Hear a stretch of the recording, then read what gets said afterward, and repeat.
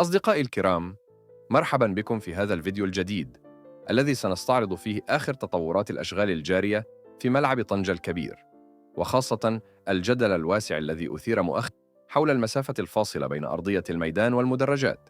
فقد اعتبر البعض أن أعمال الحفر الأخيرة لم تحقق النتائج المرجوة، وأن الوضع بقي كما هو، حيث ما زالت المدرجات بعيدة نسبياً عن أرضية اللعب، وكأن المضمار القديم لم يلغى بالكامل. لكن ما يجب توضيحه هنا هو أن هذه المسافة المتروكة لم تترك عبثاً، بل سيتم استغلالها بشكل عملي لوضع لوحات الإعلانات الإلكترونية ودكة البدلاء ومنطقة المصورين، مما سيجعل المساحة الفارغة شبه معدومة عند اكتمال الأشغال. وأبسط مثال على ذلك هو ملعب لوسيل، في حيث نفذت نفس الفكرة تقريباً وحققت نتائج بصرية ووظيفية ممتازة. علاوة على ذلك، ترك هذا الحيز يضمن مساحة أمان إضافية للاعبين، مما يحسن من شروط السلامة ويقلل من مخاطر الاصطدام مع الحواجز القريبة. أما بالنسبة لآخر المستجدات التقنية، فقد بدأت عملية إنشاء نظام متكامل لتصريف مياه الأمطار، حيث يتم وضع شبكة من المواسير تغطى بطبقة غشائية بلاستيكية عازلة لضمان عدم تسرب المياه إلى أسفل أرضية الميدان، لضمان كفاءة التصريف حتى خلال العواصف القوية.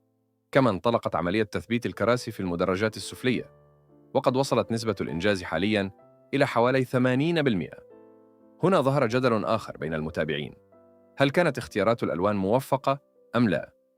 بالنظر إلى الصور، نلاحظ أن اللون الأبيض يطغى بشكل كبير على المدرجات الوسطى، مما يعمق بصرياً الفجوة الموجودة بينها وبين المدرجات العليا الواسعة. ومن وجهة نظري الشخصية، لم يكن مزج الألوان موفقاً، إذ إن الدمج بين ثلاثة ألوان، خاصة الرمادي المطفي، لم يضف أي بعد جمالي، بل جعل المدرجات تبدو وكأنها خالية من الكراسي تماماً، لأن الرمادي يشابه لون الخرسانة الأصلية للمدرجات. في المقابل، تستمر أيضاً عملية تركيب الغطاء الخارجي للملعب، وقد وصلت نسبة الإنجاز فيه إلى حوالي 60%.